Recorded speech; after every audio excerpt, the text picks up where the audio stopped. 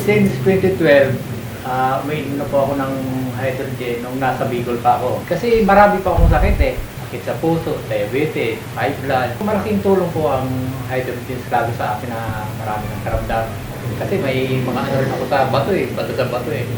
Yun, sa ngayon, maayos po ang resulta ng pag-ihi ko. Ang natira na lang, isa sa puso, isa sa diabetic. Yun na lang ang parang natira sa akin ngayon. Yung 7 gamot, nawala na yun.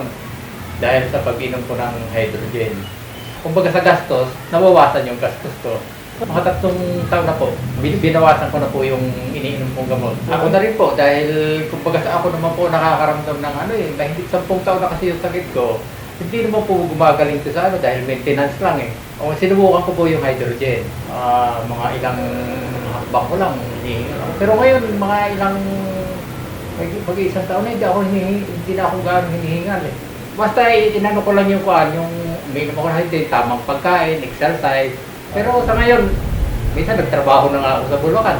Pati yung ko, uminom din. Kasi ano rin po siya eh, yung menstruation niya, abnormal, irregular po eh. Yung nung simula nung uminom siya, nag-normal po yung menstruation niya. Totoo nga pala yung mga naririnig namin sa mga kapatid na uminom kayo ng hydrogen water, malaking tulong sa mga kapatid ko yun.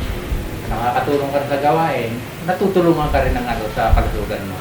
Mga kapatid, tangkiligan po natin ng hydrogen sapagkat ito po ay nakakagaling na sa ating katawan, nakakatulong po pa tayo sa gawain. Salamat po sa Diyos.